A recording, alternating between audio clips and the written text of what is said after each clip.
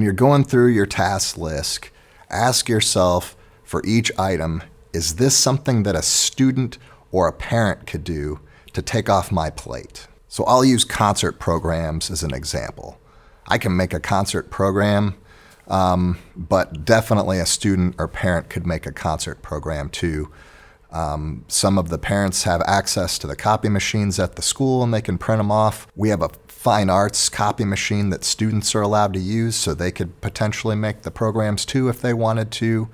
Now, one time we had a concert and I just didn't have time to make the programs, and the person that was supposed to be making the programs couldn't do it either. And I said, hey, no problem. I'm just going to make a QR code on the way into the auditorium. They could just scan it with their phone and it goes to the Google Doc. No problem. Well, we had a parent that said, oh, we can't do that. We got to have a program. The parents like to collect the programs for their kids and they like to put them in their scrapbook and it's really meaningful. And I said, oh, great. So would you like to make the program so the parents could do that? Because again, it's like, it's your kid, it's your scrapbook, you know? And of course the parents said, well, okay, I guess I could do it. You know, like nobody wants to sign up to help with this work, but it does give them ownership in the program. And again, like it is their kids, you know, and if you're a good parent, you help your kids. That's what you do. So sometimes parents need that encouragement. And sometimes if you scale back, the parents will step up and help with the quality. Maybe if you just give the parent a template, they can fill in the rest of the information or something. You know, you just do the names of all the students and instruments and you do the titles and then they do all the sponsors, whatever. They print it, they fold them, you know, that kind of stuff. Whatever they can do to help save time. If you're in a crunch and you can't get anybody to do it, maybe you can outsource it to somebody else. You know, I used to spend so much time doing our banquet awards, and I would print every certificate, I would sign them all, I would put the foil label on every single one of them. They look great. For the big awards, I'd even frame them and everything too. But I would spend hours of time doing this. I mean, I would probably spend the whole weekend making these awards.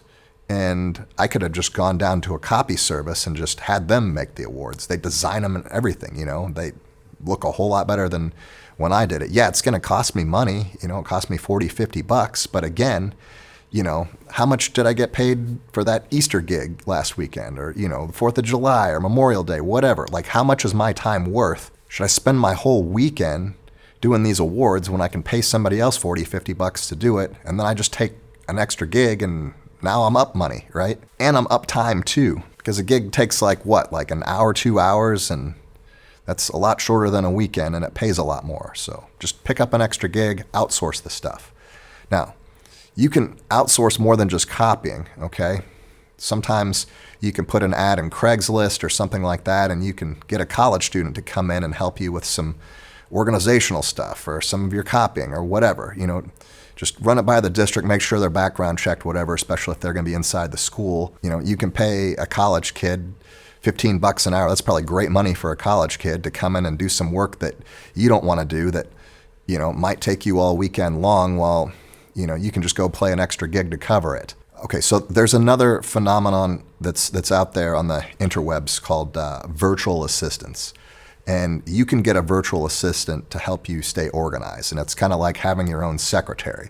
Now, everything they do is going to have to be online, but you know, you can get them to sort your email, you can get them to prepare documents, you can get them to do tax stuff. I mean, a lot of them have certain areas of expertise, and especially if they're overseas, you can get these people for dirt cheap. There's also Fiverr if you need somebody to design a graphic or a t-shirt or something along those lines. You can hire somebody to do it online a lot cheaper. And yeah, it's going to cost money, but again, what is your dollar per hour rate? Because your time is valuable. Now, in class, there are ways to delegate things too. And you can give your students jobs. You can have a place on your board where you've got your jobs, you know. You can make like a cardboard cutout of, you know, the job lists, and then in the dry erase marker, you can write the students' names next to them and kind of rotate them every week. So what kind of jobs can you give the students? Well, you can have a student look for other students who are absent. You can have a student turn on the A to tune. You can have a student work the metronome. You can have a student pass out papers. You can have a student collect papers. You can tell the student to watch the time and tell you when it's 5 minutes before class is over so you can start wrapping up. You can even have the students get up in front of the class and lead some of the technique exercises. Like, all right, we're going to do longbows, or we're going to do whatever. Now, you can't have them do like a brand new one probably, but if they've done it several times, hey, just pick a student to get up there and say, all right, we're going to do these 3 techniques today, lead them. Now, there are some things that you probably ought not to delegate, okay? So first of all, anything that's part of the official record, you probably ought not to delegate that, okay? And I'm talking about when you can tell students to let you know who's absent, but as far as who submits the attendance reports, that ought to be you, okay? Anything to do with ARDs or 504s, that ought to be you. Anything to do with grades, again, grade entry, that ought to be you. Medical stuff, most of the time, that ought to be you. You might have, like if you're on a trip and you have to distribute medications, maybe you can have a parent that can do that, particularly if they're a nurse or something like that. But like medical documentation, allergy reports and accommodations, that kind of thing, that ought to be you that handles that files that paperwork, that keeps that secure to where people can't look at that sensitive information. But other than those things, I want you to think about everything that you do during the day. And if you watched the last segment, and you wrote down everything that you do in a given day, you're tracking all your activities. Go through and figure out what exactly that you have to do. What is something that only you can do that absolutely cannot be delegated?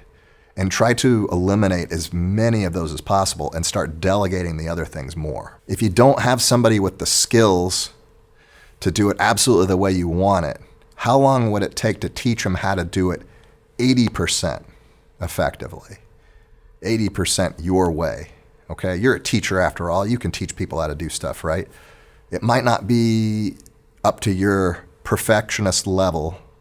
Don't be a perfectionist, but that's kind of not the point, right? Like, you just need to get stuff off your plate and get to the stuff that only you can do, and then figure out the very high priority things, the things that are that you want to be the most quality, the things with the 80-20 principle that you're willing to spend 80% of the time to get it up to 100% to whereas somebody else could do it just 80% of the way. What are those really special things that you're going to add to your plate? Because those are the things that you value, or your students value, or your parents value, that are extremely important. So speaking of which, I'd like to know what those important things are. If you wouldn't mind, what's something that's really important that you would like to spend extra time on in your program, you're willing to commit the time to make it 100% of the way? I want you to take that and drop it down in the comments section. I'm curious what people think are of the utmost importance. Drop it down in the comments section. I'll be interested to read that, and I'm sure other people will as well. We'll see you in the last video in the segment where I'm going to talk about how to repurpose time that could be better spent.